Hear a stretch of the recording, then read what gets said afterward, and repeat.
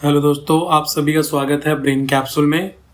आज हम mole concept के ऊपर न्यूमेरिकल्स करेंगे। ठीक है, तो कुछ फॉर्मूलेज हम रिवाइज करते हैं जिनका यूज़ हम इन न्यूमेरिकल्स में करने वाले हैं। ठीक है, तो जैसा कि हमने लास्ट वीडियो में देखा था मोल कॉन्सेप्ट, तो नंबर ऑफ मोल्स कभी भी कैसे कैलकुलेट करते हैं। किसी भी कंपाउंड का अगर हमें वेट पता हो और उसका एटॉमिक या मॉलिक्यूलर वेट पता हो तो हम निकाल सकते हैं गिवन वेट अपॉन में एटॉमिक वेट।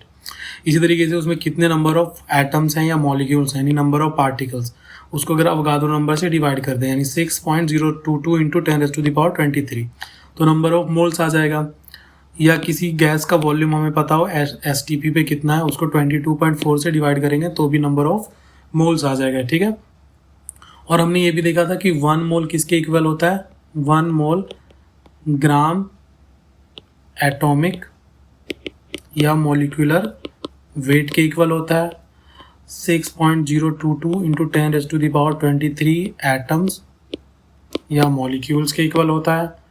या हम बोल सकते हैं 1 ग्राम ऑफ एटम और मॉलिक्यूल के बराबर होता है। ठीक है, दूसरा हमने कंसंट्रेशन टर्म्स देखी थी सॉल्यूशन में, किसी भी सॉल्यूशन की कंसंट्रेशन कैसे कैलकुलेट करते हैं और कौन कौन से टर्म्स होते हैं। तो पहला था हमारा मोलैरिटी या number of moles of solute given volume in ml। अगर ml में ले रहे हैं तो 1000 से मल्टीप्लाई करना है, और अगर लीटर में है तो सिर्फ n/v होगा। तो यहाँ पर वॉल्यूम ऑफ सॉल्यूशन है। इसी तरीके से मोलैरिटी क्या था, number of moles of solute upon weight of या mass of solvent in kg। अगर ग्राम में है तो यहाँ पे 100 से मल्टीप्लाई करेंगे। ठीक है, ध्यान रखिएगा, यहाँ पे छूट गया। डेंसिटी क्या होता है, मास अपॉन में वॉल्यूम, और ये हमारा मोलैरिटी इक्वेशन है। ठीक है, और ये डाइल्यूशन का है। इसी तरीके से मोल फ्रैक्शन क्या होता था, number of moles of first solute upon में टोटल मोल्स। ठीक है, number of mole second mole fraction दूसरे सॉल्यूट का कितना होगा, number of moles of second solute upon में टोटल मोल्स। ठीक है, स्टोइकियोमेट्री एंड लिमिटिंग रीजन के क्वेश्चन कैसे सॉल्व करेंगे, सबसे पहले हम क्या करेंगे, केमिकल रिएक्शन को बैलेंस करेंगे। ठीक है, केमिकल रिएक्शन बैलेंस करने के बाद जो भी स्टोइकियोमेट्रिक कोएफिशिएंट आया उसको हम लिख लेंगे। ठीक है, उसको हमें ध्यान रखना है, उसको हम मोल्स में कन्वर्ट कर सकते हैं, वॉल्यूम में कन्वर्ट कर सकते हैं, मॉलिक्यूलर वेट में कन्वर्ट कर सकते हैं और मॉलिक्यूल्स में कन्वर्ट कर सकते हैं। तो किसी भी रिलेशनशिप में हम कन्वर्ट कर सकते हैं। ठीक है, जैसे यहाँ पे 1 2 2, इसका मतलब हम ऐसे बोल सकते हैं 1 मोल मीथेन 2 मोल ऑक्सीजन के साथ रिएक्ट करके 1 मोल कार्बन डाइऑक्साइड 2 मोल वाटर देगा। इसको ऐसे ही बोल सकते हैं 1 लीटर मीथेन का 2 लीटर ऑक्सीजन के साथ मिलके 1 litre carbon dioxide 2 litre water देगा। इसको हम ऐसे ही बोल सकते हैं, इसका देखो कितना है मॉलिक्यूलर वेट, यहाँ पे कैलकुलेट करो, CH4 16 ग्राम, इसका कितना है 64 ग्राम, इसका कितना है 44 ग्राम, यानी 16 ग्राम मीथेन 64 ग्राम ऑक्सीजन के साथ मिलके 44 ग्राम कार्बन डाइऑक्साइड और 36 ग्राम वाटर देगा। क्लियर हो गया। इसी तरीके से हम बोल सकते हैं 1 मॉलिक्यूल मीथेन का 2 मॉलिक्यूल ऑक्सीजन के साथ मिलके 1 मोल कार्बन डाइऑक्साइड और 2 मोल माफ कीजिएगा 2 मॉलिक्यूल वाटर के बनाएगा। क्लियर हो गया। देखो हमारे पास पहला क्वेश्चन क्या है, इन रिएक्शन AB2 के साथ रिएक्ट करके AB2 बना रहा है, हमें लिमिटिंग रीजन पता करना है इन रिएक्शंस में। तो देखो लिमिटिंग रीजन निकालने का जो मैंने तरीका बताया था पहला, ठीक है, फर्स्ट स्टेप क्या है, बैलेंस रिएक्शन लिखो, बैलेंस रिएक्शन। दूसरा जो स्टोइकियोमेट्रिक है, स्टोइकियोमेट्रिक कोफिशिएंट, स्टोइकियोमेट्रिक कोफिशिएंट के हिसाब से इसके अकॉर्डिंग अमाउंट कैलकुलेट करो। ठीक है, थर्ड स्टोइकियोमेट्रिक अमाउंट को रिएक्शन का जो एग्जैक्ट अमाउंट है, रिएक्शन में कितना है एग्जैक्ट अमाउंट, उसके साथ कंपेयर करो, पता लग जाएगा। ठीक है, जो पहले खत्म हो गया वो हमारा लिमिटिंग रीजन, जो बाद में खत्म होगा वो हमारा एक्सिस रिएक्टेंट। क्लियर हो गया, देखते हैं। तो यहाँ पर AB2 मिलके हमें क्या दे रहा है, AB2। तो देखो रिएक्शन देखते हैं बैलेंस है कि नहीं। यहाँ पे एक एटम, यहाँ पे भी एक, यहाँ पे दो, रिएक्शन ऑलरेडी बैलेंस्ड है। इसका मतलब स्टोइकियोमेट्रिक कोएफिशिएंट कितना है? 1 1 1। देखो स्टोइकियोमेट्रिक कोएफिशिएंट आगे जो लगता है वो होता है, ठीक है, ये ध्यान रखना है। तो 1 1 1 है, तो इसको हम क्या बोल सकते हैं? 1 मोल भी बोल सकते हैं, मोल भी बोल सकते, इसको भी 1 मोल बोल सकते हैं। यानी ए का 1 मोल बी के 1 मोल के साथ, B2 के 1 मोल के साथ रिएक्ट करके AB2 का 1 मोल बनाएगा, ठीक है। इसको एटम्स भी बोल सकते हैं, ठीक है, एन मॉलिक्यूल्स भी बोल सकते हैं, ठीक है, मॉलिक्यूल्स में भी कन्वर्ट कर सकते हैं इसको, मॉलिक्यूल्स, इसको भी मॉलिक्यूल्स में कन्वर्ट कर सकते हैं, इसको इसी तरीके से ग्राम में कन्वर्ट कर सकते हैं। तो ये हमें ध्यान रखना है, ठीक है। तो फिलहाल हमें ये देखना है। अब देखो फर्स्ट क्वेश्चन लेते हैं। 300 एटम्स ए के हैं और बी के 200 मॉलिक्यूल्स हैं। तो मैंने सबसे पहले क्या बोला? स्टोइकियोमेट्रिक कोएफिशिएंट लिख लो, लिख लिया, 1 1 1 है। अब हमें लिमिटिंग रीजन पता करना है, तो सबसे पहले दोनों रिएक्टेंट को कंपेयर करना, कौन पहले खत्म हो रहा है, ठीक है। तो हमने देखा AB2 के साथ रिएक्ट हो रहा है, यानी इसका 1 मोल और इसका 1 मोल। क्लियर हो गया? 1 मोल को मॉलिक्यूल्स में कन्वर्ट कर लो। 1 मोल्स में कितने मॉलिक्यूल्स होते हैं? Na मॉलिक्यूल, अवगाद्रो नंबर जितने मॉलिक्यूल्स, तो इसमें इतने Na मॉलिक्यूल्स होंगे, इसमें कितने मॉलिक्यूल्स होंगे? इसमें भी इतने ही मॉलिक्यूल्स होंगे, ठीक है, मॉलिक्यूल्स। अब देखो यहाँ पे एटम्स की बात कर रहा है, तो अब देखो हम इसको यहाँ पे भी क्या था? मॉलिक्यूल्स था ना। अब इस मॉलिक्यूल्स को कन्वर्ट कर लो एटम्स में। देखो अगर Na मॉलिक्यूल्स हैं तो देखो 1 मॉलिक्यूल्स यानी Na मॉलिक्यूल्स ए का Na मॉलिक्यूल्स ऑफ B2 के साथ रिएक्ट कर रहा है, तो 1 मॉलिक्यूल कितने के साथ रिएक्ट करेगा? 1 के साथ, Na से है ना, सिंपल सी बात है। अब यहाँ पे देखो 300 एटम्स हैं, तो अब एटम्स में कन्वर्ट कर लो इसको। तो देखो 1 मॉलिक्यूल में कितने एटम्स हैं? 1 ही है, क्योंकि 1 सिंगल है, तो इसका मतलब 1 ये मॉलिक्यूल था, ध्यान रखना, 1 मॉलिक्यूल। तो 300 मॉलिक्यूल कितने इसके मॉलिक्यूल के साथ रिएक्ट करेगा? ऑब्वियसली 300 मॉलिक्यूल के साथ। क्लियर हुआ? यानी हमें यहाँ से पता लग गया कि 300 मॉलिक्यूल्स ए के 300 मॉलिक्यूल्स ऑफ B2 के साथ रिएक्ट करेंगे, है ना, बी के। तो यहाँ पे तो एटम्स में कन्वर्ट करना है, तो हमें पता है 300 मॉलिक्यूल्स में 300 एटम्स ही होंगे ए के, और ये कितने के साथ रिएक्ट कर रहे हैं? 300 मॉलिक्यूल्स ऑफ B2। तो ध्यान रखो मैंने सबसे पहले क्या कहा? स्टोइकियोमेट्रिक कोएफिशिएंट लिख लो, ठीक है, स्टोइकियोमेट्रिक कोएफिशिएंट लिख लो। फिर देखो दोनों के स्टोइकियोमेट्रिक को कंपेयर करो, ठीक है। तो हमें एटम्स में दिया हुआ था, तो एटम एटम या मॉलिक्यूल मॉलिक्यूल का रिलेशनशिप यूज़ करना। तो सबसे पहले मोल्स में कन्वर्ट करेंगे, सबसे पहले मोल्स लिखेंगे। तो 1 मोल्स ए का 1 मोल बी के साथ रिएक्ट करता है, B2 के साथ। तो Na मॉलिक्यूल्स के साथ रिएक्ट करेंगे, क्योंकि 1 मोल में कितने मॉलिक्यूल्स होते हैं? Na, यानी 6.022 × 10⁻23 मॉलिक्यूल। तो 1 मॉलिक्यूल कितने के साथ? 1 मॉलिक्यूल के साथ। तो यहाँ पे रिएक्शन में एग्जैक्ट अमाउंट कितना दिया हुआ है? 300। तो पहले स्टोइकियोमेट्रिक अमाउंट लिख लिया, अब एग्जैक्ट के साथ रिएक्ट करो। तो एग्जैक्ट कितना है? 3। एग्जैक्ट कितना है यहाँ पे? 300 है, तो 300 मॉलिक्यूल के साथ रिएक्ट करेगा। अब बट यहाँ पे तो एटम्स है, तो अब इसके एटम्स कैलकुलेट करो। तो देखो एक ही एटम है, ए का रिएक्ट करे तो उतने ही एटम होंगे, और ये तो मॉलिक्यूल है ना यहाँ पे, तो ये मॉलिक्यूल ही रखना है। तो अब देखो इससे हमें क्या पता लगता है कि अगर ए के 300 एटम खत्म होंगे रिएक्शन में, कंज्यूम होंगे, तो बी के कितने कंज्यूम होंगे? 300। बट एग्जैक्ट रिएक्शन में कितने? 200 मॉलिक्यूल्स। ए के 300 एटम्स अगर रिएक्शन में हमने डाल दिए, ठीक है, तो बी के कितने खत्म होंगे मॉलिक्यूल? 300। बट एग्जैक्ट रिएक्शन में कितना है? 300 ए के हैं और बी के 200 है, तो ये कम है ना, होने कितने चाहिए? कंज्यूम 300, बट यहाँ पे कितने? 200, तो ये तो पहले ही खत्म हो गया है ना, कंज्यूम्ड फर्स्ट। तो ये हमारा लिमिटिंग रीजेंट होगा, लिमिटिंग रीजेंट। क्लियर हो गया। अब आगे देखते हैं, अगला कह रहा है 2 मोल्स 3 मोल के साथ। तो हमें पता है AB2 था, हमने इसका लिख लिया यहाँ पे 1 मोल 1 मोल, है ना, 1 मोल 1 मोल के साथ रिएक्ट कर रहा है। तो यहाँ देखो 2 मोल है, तो हमने देखा 1 mole of A reacts with 1 mole of B2। ये हमारा स्टोइकियोमेट्रिक है, ठीक है, स्टोइकियोमेट्रिक आ गया।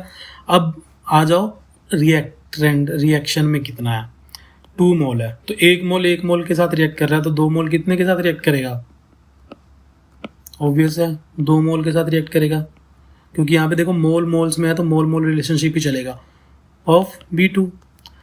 तो जबकि यहाँ पे कितने मोल है, 3 मोल्स, यहाँ पे A के कितने मोल्स थे, 2 मोल, B के कितने रिएक्शन में एग्जैक्टली 3 मोल्स, बट ये कितने के साथ रिएक्ट करेगा, 2 मोल्स, तो ये बच गया ना, 2 मोल्स रिएक्ट करेगा, ये बच गया, तो ये एक्सेस होगा और ये लिमिटिंग रीजेंट होगा।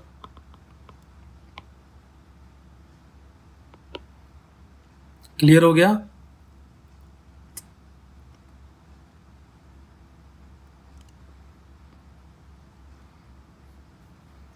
और कितना बचेगा, सिंपल सी बात करते हैं, देखो 2 मोल के साथ 2 मोल खत्म हो गया, तो 3 मोल थे ना इसके, तो 1 मोल बच गया, 1 मोल लेफ्ट, किसका लेफ्ट, बी का। क्लियर हो गया। थर्ड क्वेश्चन की, तो हमें पता है A प्लस B2 जो था वो AB2 था, यहाँ 1 मोल 1 मोल, ठीक है। तो यहाँ पे एटम्स और मॉलिक्यूल्स की बात कर रहा है, तो पहले हम इसको कन्वर्ट कर लेते हैं मॉलिक्यूल्स में। तो 1 मोल का मतलब होता है Na मॉलिक्यूल्स, यानी अवोगाद्रो नंबर जितने मॉलिक्यूल्स। तो molecules of A reacts with Na molecules of B2। देखो 1 मोल तो 1 मोल, तो Na मॉलिक्यूल्स तो Na मॉलिक्यूल्स, ठीक।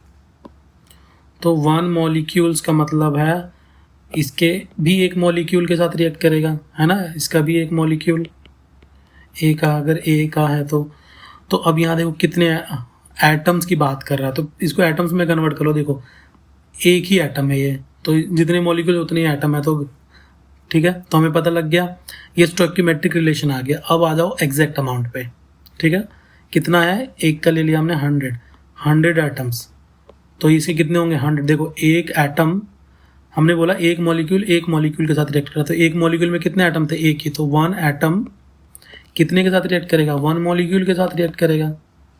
तो 100 एटम्स 100 मॉलिक्यूल्स के साथ ना, तो रिएक्शन में कितना था, ये भी 100 है और ये भी 100 है, तो ये दोनों ही कंज्यूम हो गए, है ना, कंज्यूम्ड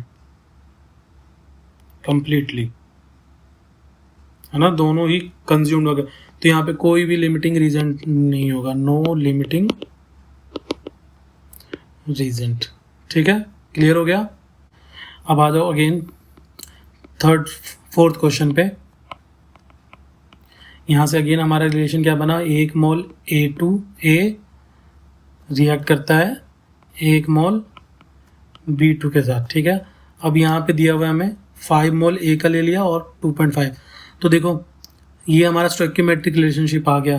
बट अब इसको क्या हमें दूसरे रिलेशन में कन्वर्ट करने की जरूरत है, हमने देखा नहीं, क्योंकि मोल मोल रिलेशनशिप ही दे रखा है। तो आ जाओ पहले एग्जैक्ट अमाउंट पे, ये स्टोइकियोमेट्रिक था, स्टोइकियोमेट्रिक, अब एग्जैक्ट पे आ जाओ। तो 5 मोल्स A का कितने के साथ रिएक्ट करेगा, 5 मोल्स के साथ ही 5 मोल्स के साथ ही रिएक्ट करेगा, क्योंकि 1:1 का रेशियो था, ठीक है। तो 5 मोल A खत्म होगा तो 5 मोल्स B2 खत्म होगा, तो यहाँ पे कितने मोल्स है, 2.5 मोल्स ही है। एग्जैक्ट अमाउंट कितना है, 2.5 मोल, कि हमने स्टोइकियोमेट्रिकली देखा कि 5 मोल के साथ रिएक्ट करना चाहिए, बट एग्जैक्ट अमाउंट कितना है, 2.5 है, तो ये क्या है, कम है, B2 जो है रिएक्शन में कम है, यानी ये जल्दी खत्म हो जाएगा। और जैसे ये खत्म हो जाएगा, जैसे ये खत्म हुआ रिएक्शन खत्म हो जाएगी, तो बचेगा क्या, इसके 2.5 मोल्स बच जाएंगे, तो ये हमारा लिमिटिंग रीजेंट और ये हमारा एक्सेस, और रिएक्ट अमाउंट कितना बचेगा, 2.5 मोल्स बचेगा। क्लियर हो गया।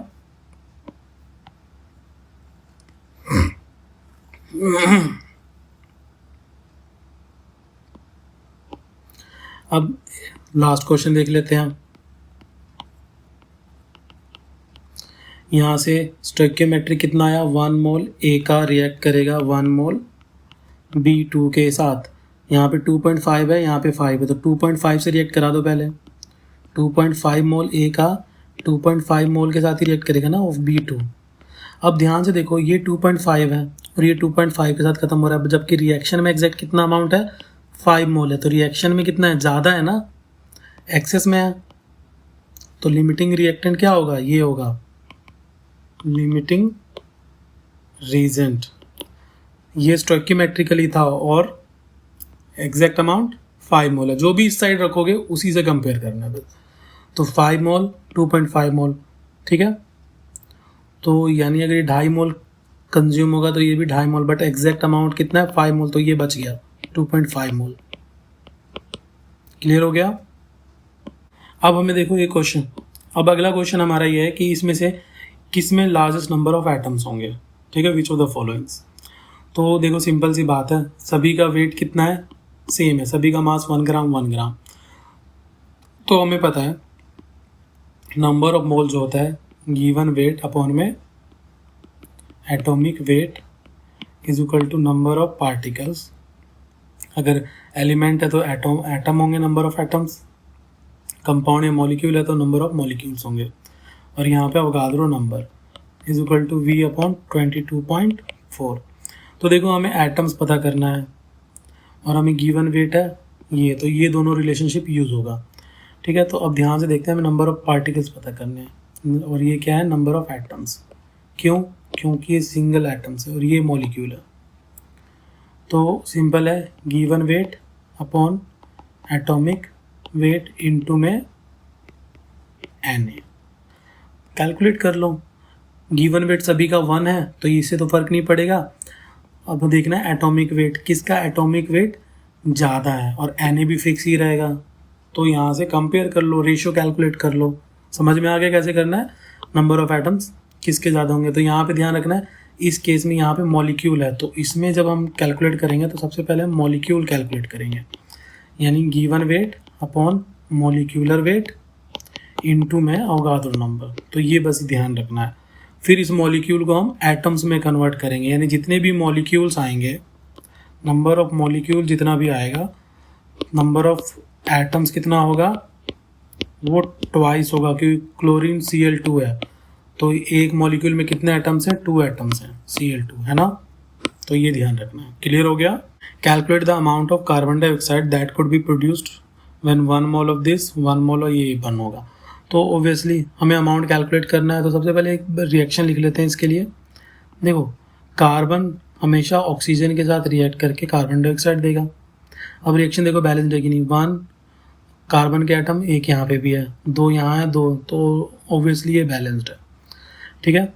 तो अब हमें बताना है कार्बन कितना बर्न होगा और कितना कार्बन डाइऑक्साइड होगा, ठीक है। तो यानी इन दोनों में रिलेशनशिप पूछ रहा है, तो स्टोइकियोमेट्रिक कोएफिशिएंट लिखो 1 1 1, यानी 1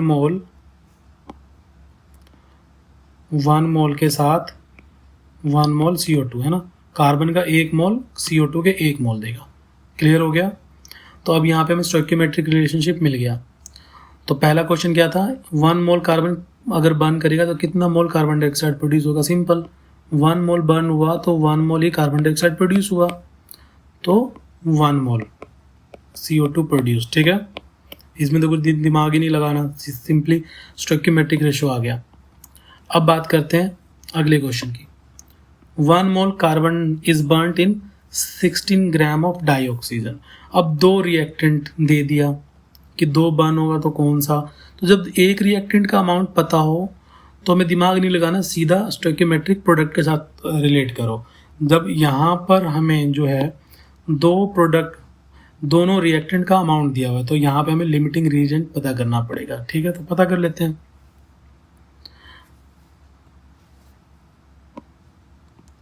ठीक है, तो हमें पता है कि यहाँ से देखो कितना है कोएफिशिएंट, 1 है, यहाँ पे कितना है, 1 है। तो 1 मोल of carbon 1 mole of oxygen के साथ रिएक्ट करेगा, है ना। अभी हमें कार्बन डाइऑक्साइड का अमाउंट कैलकुलेट करना है, पर हमें पहले पता तो लगे कि पहले कौन खत्म हो रहा है। जो पहले खत्म होगा रिएक्शन में प्रोडक्ट उसी के अकॉर्डिंग बनेगा, उसी के अमाउंट के प्रोपोर्शनल बनेगा, ठीक है। तो अब ये स्टोइकियोमेट्रिक आ गया, स्टोइकियोमेट्रिक अमाउंट, है ना। अब यहाँ देखो 1 मोल इसका और 16 ग्राम इसका है ऑक्सीजन का। तो देखो 1 मोल का मतलब क्या है, 1 मोल का मतलब है 12 ग्राम। क्यों? क्योंकि 1 मोल मॉलिक्यूल, है ना। मोल क्या होता है, ग्राम एटॉमिक वेट या ग्राम मॉलिक्यूलर वेट के बराबर होता है। तो यहाँ पे तो एटम है, तो ये हो गया 12 ग्राम, कार्बन का 12 ग्राम होता है। तो यानी 12 ग्राम ऑफ कार्बन जो है वो रिएक्ट करेगा। अब देखो ऑक्सीजन का कितना होता है, ऑक्सीजन का होता है 32 ग्राम। ऑक्सीजन का कितना होता है 32 ग्राम। क्यों? ऑक्सीजन का 16 होता है, 2 एटम में तो 2, 16 इंटू 2 32 ग्राम। तो 32 ग्राम ऑफ ऑक्सीजन के साथ। ऐसा हमने क्यों किया? क्योंकि हमें पता है मोल मोल रिलेशनशिप तो हमें निकलता ही है स्टोइकियोमेट्रिक कोएफिशिएंट से, बट यहाँ पे एक का अमाउंट मोल में दिया हुआ है, दूसरे का ग्राम में, तो सबको ग्राम में कन्वर्ट कर लेते हैं। या तो ऐसा कर लो सबको मोल में कन्वर्ट कर लो, दोनों तरीके से कर सकते हैं। तो हम यहाँ पे ग्राम में कन्वर्ट कर रहे हैं, ठीक है। तो यहाँ पे पता लग गया हमें। तो यह ध्यान से देखो, ये हमारा स्टोइकियोमेट्रिक रिलेशन था, ये हमारा रिएक्शन के अमाउंट के अकॉर्डिंग रिलेशन है, ठीक है। क्योंकि 12 ग्राम है, 1 मोल था 12 ग्राम, तो 12 ग्राम कार्बन 32 ग्राम ऑक्सीजन के साथ रिएक्ट कर रहा है। बट ऑक्सीजन रिएक्शन में कितना है 16 ग्राम। तो ये तो पहले ही खत्म हो गया। हमेशा इस अमाउंट से कंपेयर करो, 16 ग्राम तो ये तो ज़्यादा है ना, यानी रिएक्शन में एग्जैक्ट अमाउंट कितना है 16 ग्राम, जो कम है, तो ये लिमिटिंग रीजेंट होगा। क्लियर हो गया। और C+O2 CO2। अब देखो second question, 2 mole of carbon are burn in 16 gram of dioxygen. तो रिलेशनशिप है यहाँ पे क्या आया, 1 मोल कार्बन का 1 मोल ऑक्सीजन देगा, ठीक है। तो इस क्वेश्चन में कितना आया था, 12 ग्राम कार्बन 32 ग्राम ऑक्सीजन देगा, जबकि अमाउंट कितना था 16 ग्राम, है ना। तो ये तो खत्म हो जाएगा, पहले ही होना चाहिए, कितना चाहिए था 32 ग्राम, बट ये है कितना 16 ग्राम, तो लिमिटेड अमाउंट में है ना, तो ये लिमिटिंग था। तो प्रोडक्ट किसके हिसाब से बनेगा, ऑक्सीजन के हिसाब से बनेगा। तो देखो ऑक्सीजन का 1 मोल इसके 1 मोल कार्बन डाइऑक्साइड प्रोड्यूस करता है, ठीक है। तो 16 ग्राम कितना प्रोड्यूस करेगा, तो देखो यहाँ से कंपेयर करो। अब यहाँ पे कितना था 32 ग्राम, तो यहाँ से कंपेयर करो स्टोइकियोमेट्रिक, 1 मोल ऑक्सीजन 1 मोल CO2 देगा, क्लियर है। तो यहाँ पे कितना ऑक्सीजन वेट में कन्वर्ट करो 32 ग्राम, कितना देगा, इसको ग्राम में कन्वर्ट करो, ग्राम मॉलिक्यूलर वेट में 44 ग्राम, क्लियर है। तो 1 ग्राम कितना देगा 44/32। तो इसी तरीके से 16 ग्राम कितना देगा 44/32 इंटू 16, 22 ग्राम, क्लियर हो गया। तो यानी कार्बन डाइऑक्साइड कितना बनेगा 22 ग्राम। अब जो थर्ड क्वेश्चन था हमारा C+O2 CO2। अब 2 मोल्स कार्बन 16 ग्राम डाइऑक्सीजन में बर्न कर रहा है। तो अब इन दोनों में तो हमें लिमिटिंग रीजन चेक करना है, ठीक है। तो यहाँ से हमने देखा 1 मोल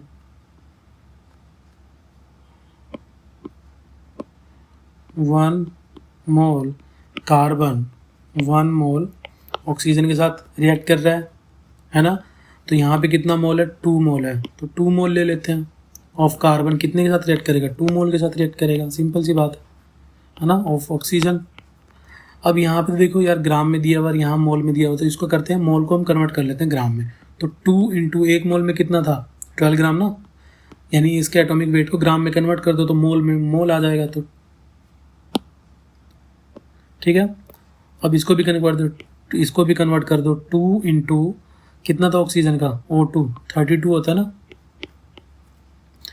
अब इसी तरीके से कितना हो गया 24 ग्राम, है ना। इसका मतलब 24 ग्राम कितने के साथ, 64 ग्राम के साथ रिएक्ट कर रहा है,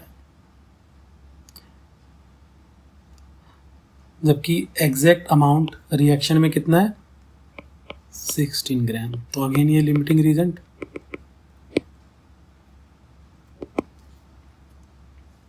है ना, लिमिटिंग रीजन आ गया। तो इसका मतलब ऑक्सीजन अगेन लिमिटिंग रीजन होगा। अब हम कार्बन डाइऑक्साइड का अमाउंट कैलकुलेट कर लेते हैं। अब हमें पता लग गया कि ये लिमिटिंग रीजन है, इसका मतलब कार्बन डाइऑक्साइड इसके अकॉर्डिंग प्रोड्यूस होगा। तो यहाँ पे 1 है तो यहाँ पे भी 1 है, यानी 1 मोल ऑक्सीजन जो है 1 मोल CO2 देगा, यानी 1 मोल का मतलब कितना है 32 ग्राम। ऑक्सीजन जो होगा कितना है 44 ग्राम देगा। तो ये 2 मोल था ना, तो ट्वाइस कर दो, पहले ही कर देना चाहिए था, कोई नहीं। 32 ग्राम ऑक्सीजन ट्वाइस ऑफ 44 ग्राम, ठीक है। तो 1 ग्राम कितना देगा ऑक्सीजन, ट्वाइस इंटू 44, 2 इंटू 32, तो 16 ग्राम कितना देगा, 16 से मल्टीप्लाई कर दो, तो एग्जैक्टली उतना ही आएगा जितना हमारा पहले आया था 22 ग्राम, ठीक है। अब हमारा क्वेश्चन है what will be the mass of 1 carbon atom in gram, है ना। तो एटम कितने दिए हुए हैं, एक, मास हमें यानी गिवन वेट हमें कैलकुलेट करना है। तो हमें तो पता है रिलेशनशिप कि given weight upon atomic weight is equal to number of particle upon में अवोगाद्रो नंबर। तो एटम एक दिया हुआ है, वेट हमें कैलकुलेट करना है, एटॉमिक वेट 12, तो given weight upon 12 is equal to number of particle 1 atom, Avogadro number 602 10⁻23, weight calculate कर लो, ठीक है। आगे आंसर क्लियर हो गया। अब इस क्वेश्चन को देखते हैं। इन 3 moles of ethane calculate the following, number of moles of carbon atom, number of moles of hydrogen atom, number of molecules of ethane. तो देखो भाई 3 मोल्स हमें दिया हुआ है, 3 मोल्स ऑफ इथेन, ठीक है, ठीक है। तो अब इसको करते हैं। देखो सबसे पहले एक मॉलिक्यूल ले लो, हमें पता है कि 1 मोल में Na मॉलिक्यूल होते हैं, ठीक है, और Na होता है 6.022 इंटू 10⁻23 मॉलिक्यूल, यानी ये तो कांस्टेंट है। तो दो चीज़ों का रेशो अगर लेंगे तो मॉलिक्यूल बचेगा। तो यहाँ से देखो सबसे पहले हम एक मॉलिक्यूल की बात करते हैं, 1 मॉलिक्यूल ऑफ C2H6, एक मॉलिक्यूल। एक मॉलिक्यूल ऑफ C2H6 में कितने कार्बन एटम है, 2 एटम ऑफ कार्बन। क्लियर हो गया। तो अब क्या करो, इन सबको Na से मल्टीप्लाई कर दो। तो Na मॉलिक्यूल्स ऑफ C2H6, इसका मतलब 2 times of Na molecule atoms, यहाँ पे एटम्स लेंगे, एटम्स ऑफ कार्बन। देखो तो Na मॉलिक्यूल का मतलब क्या है, Na मॉलिक्यूल का मतलब है 1 मोल, है ना, समझ में आ रहा है। 1 मॉलिक्यूल लिया, फिर हमने इतने मॉलिक्यूल्स का कैलकुलेट कर लिया, इसमें ट्वाइस हो जाएगा, क्योंकि अगर एक मॉलिक्यूल में 2 एटम हैं तो ऑब्वियसली Na मॉलिक्यूल्स में कितने होंगे, ट्वाइस Na मॉलिक्यूल्स एटम्स हो जाएंगे, ठीक है। तो इसका मतलब क्या है, ये 1 मोल हो गया, ये 1 मोल है ऑफ C2H6, और ये है 2 मोल और एटम ऑफ, ठीक है, 2 मोल एटम नहीं, 2 मोल ऑफ कार्बन। तो यहाँ पे कितना था, 3 मोल था, एग्जैक्ट अमाउंट कितना था 3 मोल। तो 3 मोल में कितने होंगे, 3 से मल्टीप्लाई कर दो, 6 मोल ऑफ कार्बन एटम। क्लियर हो गया। अब बात करते हैं number of moles of hydrogen, number of moles of hydrogen atom. तो एक मॉलिक्यूल की बात करते हैं पहले, एक मॉलिक्यूल ऑफ C2H6 इथेन में कितने एटम्स हैं हाइड्रोजन के, हमने देखा 6 है ना, तो 6 एटम है ऑफ हाइड्रोजन। तो अगर Na मॉलिक्यूल्स की बात करूं तो कितने हो जाएंगे 6 Na एटम ऑफ हाइड्रोजन। यहाँ तक कोई दिक्कत? तो Na मॉलिक्यूल का मतलब होता है 1 मोल ऑफ C2H6 किसके बराबर होगा 6 मोल ऑफ हाइड्रोजन। तो यहाँ पे कितना था 3 मोल था मीथेन का, तो 3 मोल हो जाएगा किसके बराबर 3 × 6 18 मोल। क्लियर हो गया। थर्ड क्वेश्चन देखते हैं। 1 मॉलिक्यूल अगेन लेते हैं, 1 मॉलिक्यूल ऑफ इथेन C2H6। तो नंबर ऑफ मॉलिक्यूल्स कैलकुलेट करना है, तो इसमें तो देखो कुछ करना ही नहीं है। अगला क्या है नंबर ऑफ मॉलिक्यूल्स। तो एक्चुअली हमारे पास कितने 3 मोल्स हैं, 3 मोल्स ऑफ इथेन। तो कितने मॉलिक्यूल्स होंगे 3 इंटू अवगाद्रो नंबर जितने मॉलिक्यूल्स। क्लियर हो गया। इसमें तो कुछ नहीं करना, सिंपल है। Calculate the number of atoms in each of the following. 52 moles of argon है, तो देखो 1 मोल ऑफ आर्गन में कितने एटम्स होंगे भाई 6.022 इंटू 10⁻23 एटम्स, हमें पता है ना। तो 52 मोल्स, देखो नंबर ऑफ मोल्स और नंबर ऑफ पार्टिकल्स का रिलेशन या तो ये लगा लो, कितने नंबर ऑफ मोल्स है 52, हमें नंबर ऑफ पी, आर्गन क्या है एटम्स है, सिंगल एलिमेंट है ना, तो और ना ये होगा 6.022 इंटू 10⁻, तो एन पी कैलकुलेट कर लो 52 टाइम्स ऑफ एन है ना। और सिंपली यहाँ से भी बोल सकते हैं 1 मोल ऑफ आर्गन का मतलब है इतने एटम, तो 52 मोल का मतलब क्या है 52 टाइम्स ऑफ Na, सेम यही आएगा, कैसे भी कर लो ठीक है। इसी तरीके से 52U, तो देखो हीलियम जो होता है 24 होता है इसके, यानी इसका एटॉमिक मास कितना होता है वो होता है 4U, यानी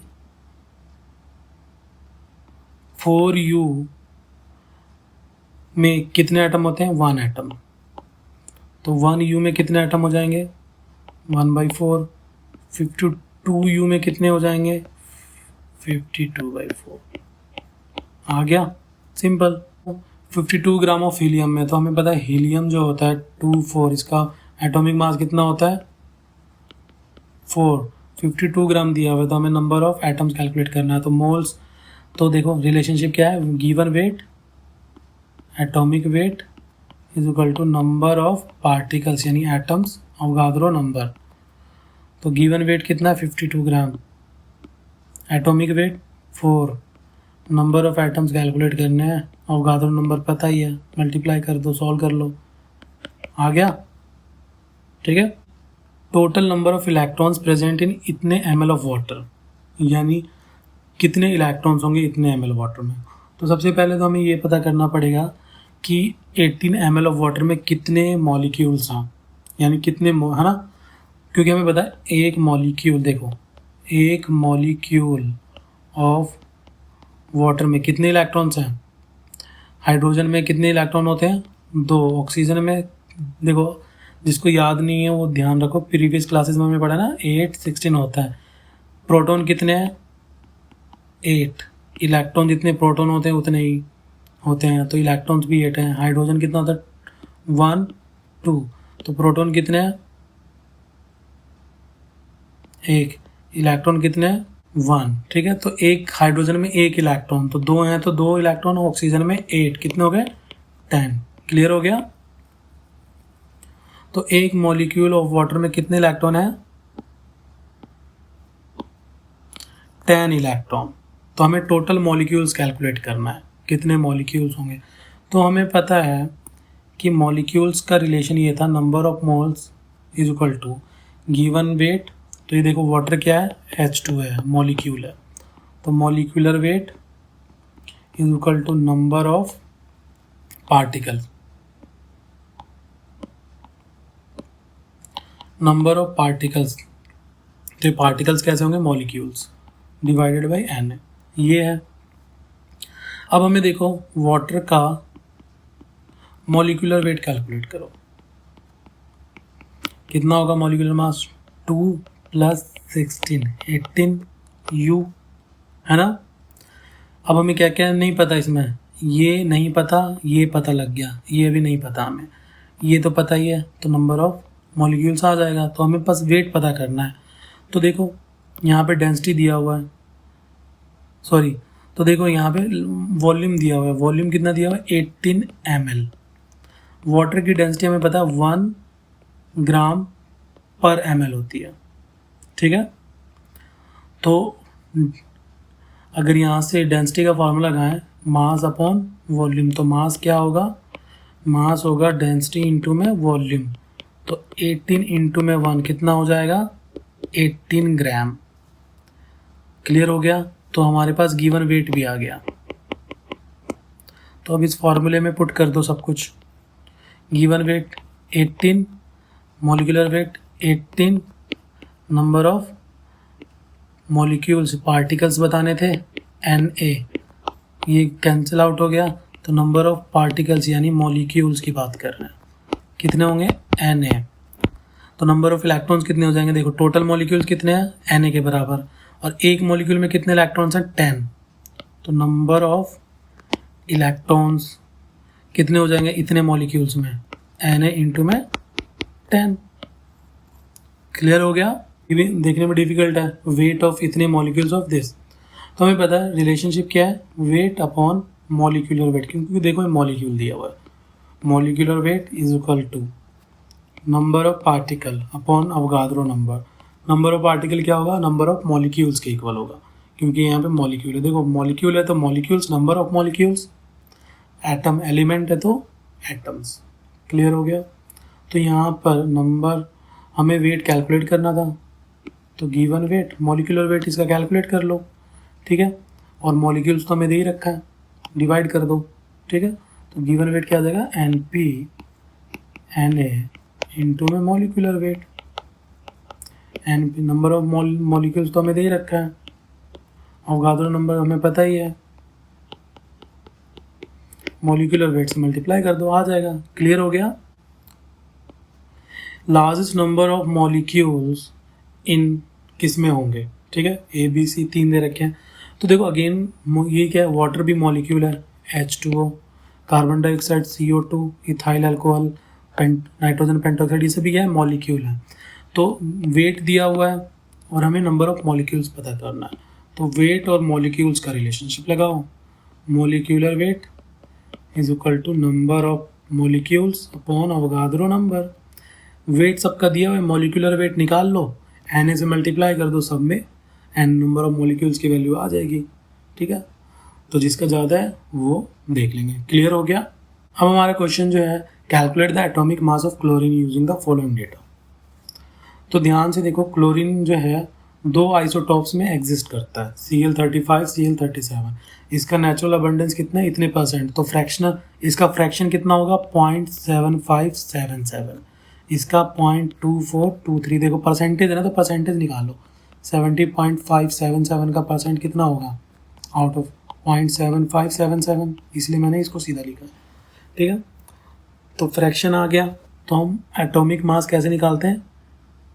एवरेज एटॉमिक मास कैसे कैलकुलेट करते हैं?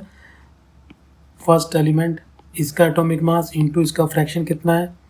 0.7577 प्लस दूसरा कितना है? 37 एटॉमिक मास, इसका फ्रैक्शन कितना है?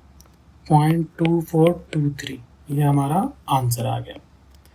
क्लियर है? तो सबसे पहले फ्रैक्शन में कन्वर्ट कर लो जो भी हमारा अबंडेंस दिया हुआ है, ठीक है, क्योंकि इसका फ्रैक्शन हमेशा 1 होना चाहिए।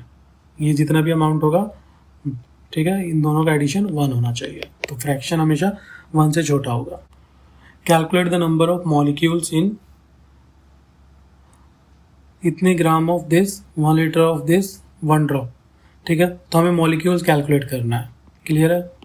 वेट दिया हुआ है, मॉलिक्यूल दिया हुआ है, तो इसका मॉलिक्यूलर वेट निकाल लेंगे। तो कौन सा रिलेशनशिप लगेगा? अगेन वही, given weight molecular weight is equal to number of molecules, क्योंकि मॉलिक्यूल्स है, इसको मैं लिखता हूँ ऐसे, NP और अवगाद्रो नंबर। अब देखो हमें क्या क्या पता है? गिवन वेट पता है, इसका मॉलिक्यूलर वेट निकाल लेंगे, नंबर ऑफ मॉलिक्यूल्स आ जाएगा, क्योंकि अवगाद्रो नंबर की वैल्यू में पता है, ठीक है। तो फर्स्ट केस में आ जाएगा, कैलकुलेट कर लेना। दूसरा क्वेश्चन देखते हैं, 1 litre of water assuming density 1 ग्राम। तो देखो again given weight, molecular wait, number of molecules upon Avogadro number. अब हमें क्या चीज़ नहीं पता, मॉलिक्यूलर वेट ऑफ वाटर का तो पता लग ही जाएगा, H2O 18 होता है, 18U। अब वेट पता करना है यानी मास, तो वॉल्यूम तो दिया हुआ है। तो देखो डेंसिटी और मास में रिलेशनशिप क्या होता है, मास अपॉन वॉल्यूम। हमें मास कैलकुलेट करना है, वॉल्यूम हमें दिया हुआ है 1 लीटर और डेंसिटी दे रखी है ना 1 ग्राम, 1 ग्राम पर लीटर होगी, ठीक है। तो इस यहाँ पे आ गया हमारा मास, ठीक है। तो ध्यान रखना है, यहाँ क्वेश्चन में थोड़ा सा कंफ्यूजिंग है, ग्राम पर ml होगा या ग्राम, ठीक है। तो ग्राम पर मिलीलीटर ले लेते हैं। तो वॉल्यूम इसको 1 लीटर को कन्वर्ट कर लो ml में, 1000 ml, ठीक है। तो मास कितना हो गया, 1 इंटू में 1000 ग्राम आ गया। अब इसकी वैल्यू यहाँ पुट कर दो, ठीक है, और सॉल्व कर लो। क्लियर हो गया, ट्राई करना।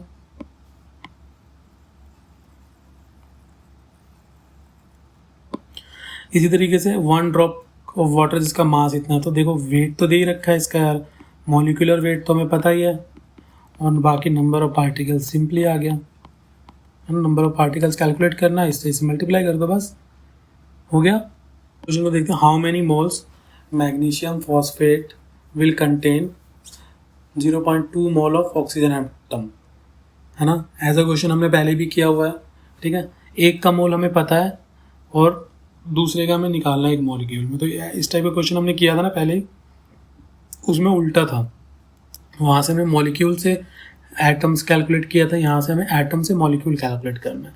तो अगेन देखो 1 मॉलिक्यूल से शुरू करते हैं, 1 मॉलिक्यूल ऑफ मैग्नीशियम फॉस्फेट 2 में कितने मॉलिक्यूल हैं, कितने एटम्स हैं, क्योंकि हमें ऑक्सीजन एटम्स दिया हुआ है, कितने एटम है ऑक्सीजन के, 8 एटम्स ऑफ ऑक्सीजन, है ना। क्लियर हो गया। अब सिंपल सी बात है, तो Na मॉलिक्यूल्स में कितने होंगे, Na एटम्स। तो Na मॉलिक्यूल्स का यानी Na क्या मतलब, अवगाद्रो नंबर 6.022 इंटू 10⁻23। इसका मतलब Na मॉलिक्यूल्स, किसी में 6.022 इंटू 10⁻23 मॉलिक्यूल, इसका मतलब 1 मोल है ना, ठीक है। तो इसलिए इसको हम लिखेंगे 1 मोल। तो हमें दिया हुआ है 1 मोल जो है मैग्नीशियम फॉस्फेट का कितने मोल के साथ, 8 मोल ऑफ ऑक्सीजन के साथ रिएक्ट करेगा। क्लियर है, ये रिलेशनशिप आ गया हमारे पास, ठीक है। अब हमें देखो, अब उसको रिवर्स कर लो, 8 मोल ऑफ ऑक्सीजन कितना, 1 मोल ऑफ ऑक्सीजन में कितने, ऑक्सीजन एटम में कितने मोल थे, 1 मोल था फॉस्फेट का, मैग्नीशियम फॉस्फेट का, ठीक है। तो 0.25 में कितने होंगे, ठीक है, 1/8 इंटू 0.25, यूनिटरी मैथड, ज़्यादा कुछ है नहीं। पहले 1 का निकाल लो तो 1/8 आ जाएगा 0.25 से, तो ये मल्टीप्लाई कर दो। क्लियर हो गया, तो ये हमारा आंसर हो गया। इसको चाहो तो ऐसे भी कर सकते थे, 8 जो भी हमें निकालना है उसको इधर रखो, ठीक है, सिंपल सा रूल है। तो 8 एटम्स बोल सकते हैं हम एक मॉलिक्यूल में, है ना, मैग्नीशियम फॉस्फेट, है ना। तो 8 Na एटम्स यानी अवगाद्रो नंबर से मल्टीप्लाई कर दो, यानी कितने के इक्वल होगा, Na मॉलिक्यूल्स, ठीक है। Na का मतलब, Na एटम्स का मतलब क्या होता है, 1 मोल, तो 8 मोल, 1 मोल, ठीक है। तो 1 मोल कितना हो जाएगा, 1/8, 0.25 है, तो अगेन वही आया ना। तो कैसे भी कर लो, फर्क नहीं पड़ता। ऑक्सीजन एटम कैलकुलेट करना है हमें कैल्शियम फॉस्फेट में, ऑक्सीजन एटम्स कैलकुलेट करने हैं। तो हमें जो भी कैलकुलेट करना होता है उसको इधर रखते हैं, ठीक है। तो हम पहले मॉलिक्यूल की बात करेंगे, ठीक है। तो 1 मॉलिक्यूल ऑफ कैल्शियम फॉस्फेट कितने एटम हैं? ऑक्सीजन के 8 एटम्स हैं, ठीक है। तो Na मॉलिक्यूल्स में कितने होंगे? 8 Na। तो Na का मतलब है 1 मोल, यानी Na मॉलिक्यूल का मतलब है 1 मोल ऑफ कैल्शियम फॉस्फेट। कितने होंगे? 8 मोल ऑफ ऑक्सीजन। तो ऑक्सीजन एटम्स कैलकुलेट करना था ना, तो 0.5 मोल्स हैं, तो 0.5 मोल्स को मल्टीप्लाई कर दो यार। क्लियर? आंसर आ गया। अब हमारा ये क्वेश्चन है, कार्बन के कितने एटम्स होंगे? 89.6 litre of CH3 at 1 ATM and 273। तो हमें देखो नंबर ऑफ मोल्स ही कैलकुलेट करने हैं, पहले मॉलिक्यूल्स। तो पहले हमें टोटल मॉलिक्यूल्स कैलकुलेट करने होंगे, इतने लीटर में कितने मॉलिक्यूल्स हैं। तो हमें रिलेशनशिप पता है, नंबर ऑफ मोल जो होता है वो होता है volume upon 22.4 litre, volume of gas at STP। तो STP मतलब 1 ATM एंड 273 केल्विन। तो वॉल्यूम दिया हुआ है हमें, कितना दिया हुआ है? 89.6। दूसरा क्या होता है? नंबर ऑफ मॉलिक्यूल्स, क्योंकि CH3 क्या है? एक मॉलिक्यूल है, तो नंबर ऑफ मॉलिक्यूल्स निकालना है हमें, Na। तो यहाँ से NP, नंबर ऑफ पार्टिकल्स कितना आ गया?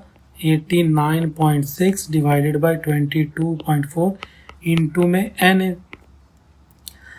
ये हमारा आ गया नंबर ऑफ मॉलिक्यूल्स। क्या है? नंबर ऑफ मॉलिक्यूल्स किसके? CH3 के। अब ध्यान देखो, एक molecule of 1 molecule of CH3 में कितने एटम्स हैं कार्बन के? 1 एटम। तो कितने मॉलिक्यूल आए? NP। तो NP मॉलिक्यूल्स में कितने होंगे? NP से मल्टीप्लाई कर दो। क्लियर? आंसर आ गया। इनके एटम्स कैलकुलेट करने हैं, इतने molecules of this.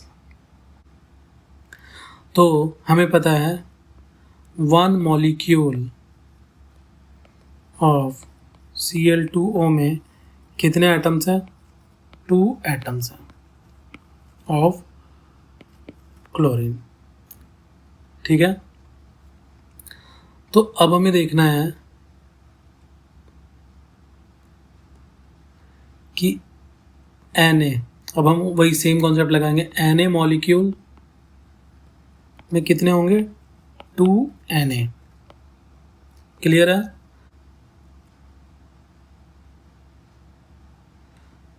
Fifteen into 10⁻23 molecules में कितने होंगे? Twice of 15 into 10⁻23 molecules. कुछ नहीं करना। क्लियर?